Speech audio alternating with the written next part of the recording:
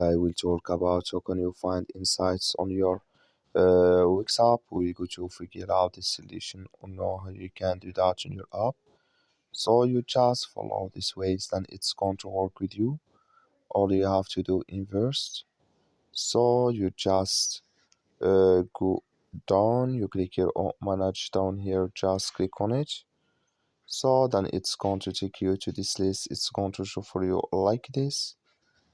Then it's going to take you to next step here. It's going to show for you like this. You go down here, click here on analytics, you just click on it. It's going to show for you like this. Then you go down here, you will find here insights, you just click on it. Then here in this list you will find all insights you have in this list here.